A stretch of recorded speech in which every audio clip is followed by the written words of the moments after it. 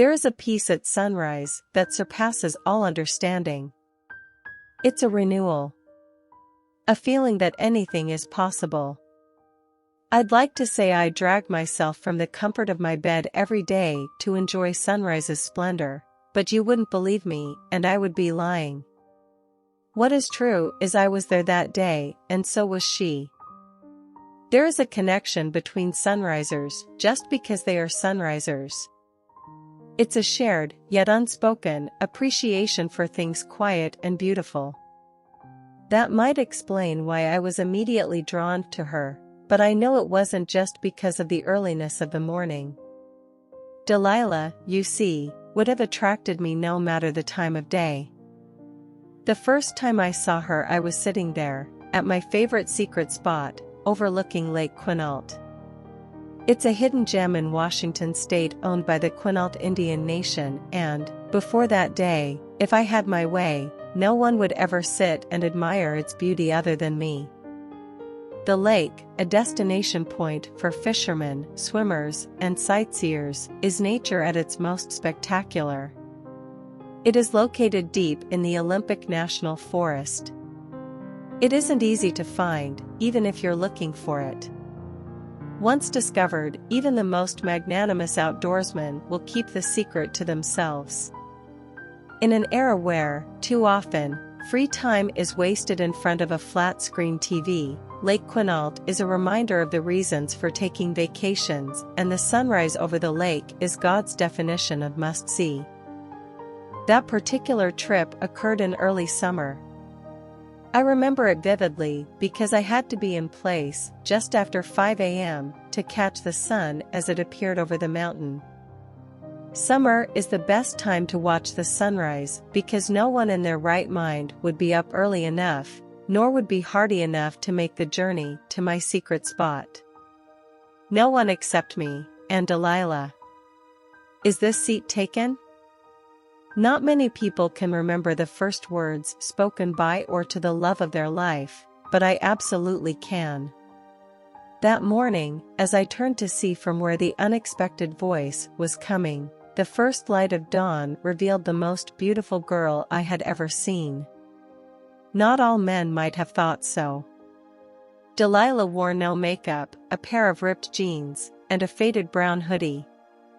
Her hair, perfectly auburn, looked as if it hadn't been touched since she rolled out of bed that morning. It was obvious she had made no effort to look beautiful, and yet she had an inner spark that couldn't be hidden. Not by tattered jeans or a faded hoodie. Something changed that first moment I saw her. I changed. I had spent years guarding my secret spot, and now, surprisingly, unexpectedly, delightfully, I wanted nothing more than to share my sunrise with her.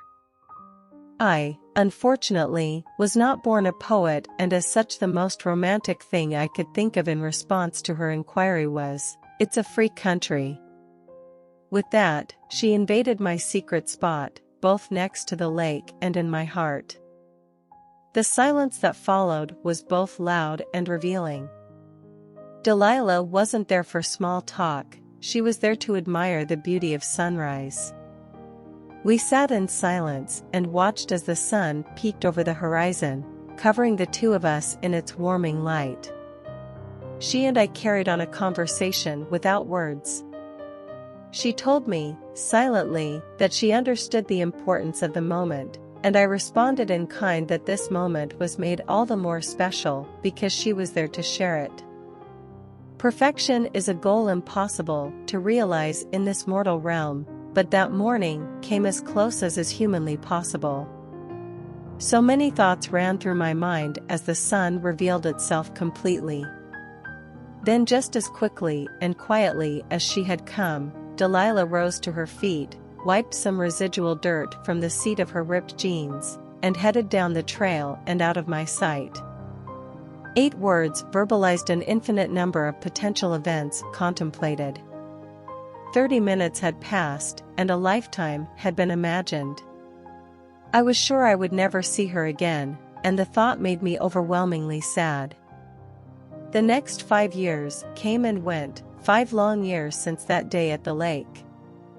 There were first dates, first kisses, and the words "I love you" exchanged, yet every time fate or intention would reach down and sabotage promise, I became determined to find peace in my solitude. There was always a reason or an excuse for my ending every potential relationship, but at its core was a shared sunrise and a conversation that didn't happen. I went to our spot from time to see the sunrise, not for her. At least, that's what I told myself. I had given up without realizing I was hoping. Hoping to see her again. Hoping to feel what I felt that day. Hoping she would be there. And then it happened. It was once again summer, it was sunrise, but this time she was there. "Is this seat taken?" "It's a free country." The same 8 words.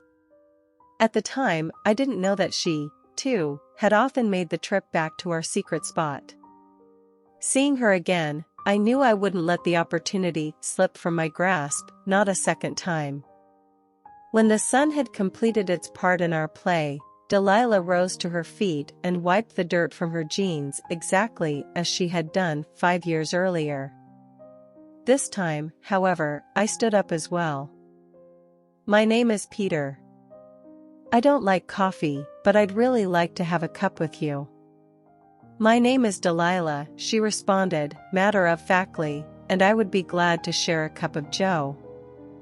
She called it Joe? It's funny the things that confirm that a love is real. I couldn't tell her that day, for fear of losing her, but at that moment, I was sure. I had said "I love you" to others before, but it was obvious to me that I had lied. For in that moment, I was finally sure what love felt like. Lifetimes are only lifetimes when viewed in reverse. A cup of coffee became a dinner date. A dinner date became a commitment. A commitment became a proposal, and a proposal became forever.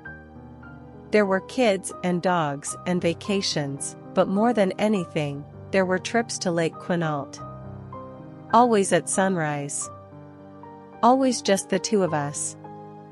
Never any words spoken.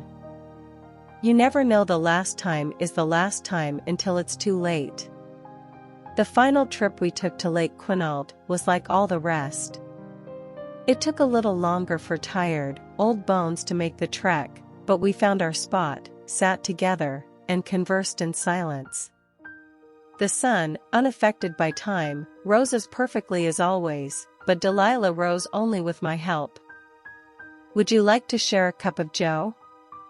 She knew I did. She knew sitting next to her pretending to like coffee was my greatest pleasure. She also knew she would never come back to see another sunrise, even though I was too stubborn to admit it to myself. That day in the cafe, we told stories of family and friends, living and lost, as we sipped on what had eventually become my favorite beverage. We made a mental scorecard of our life and realized we had won.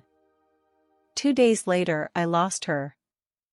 Just like that first day at the lake, I watched her as she left me alone, this time without even the hope of returning. The sadness I felt from years back flooded over me like a tidal wave. "I'll save a seat for you." Those were her last words to me.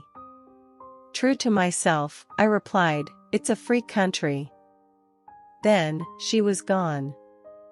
One day, hopefully soon, I will watch the sunrise with my Delilah again, only from a far better secret place. Until then, I only go to our special spot at night. I'm never alone when I go there. I make my way to our clearing and sit down, just as I did all those years ago. As the moon reflects off the lake, I feel her comforting hand reach down for me, and in the silence only we understand, I hear her very clearly.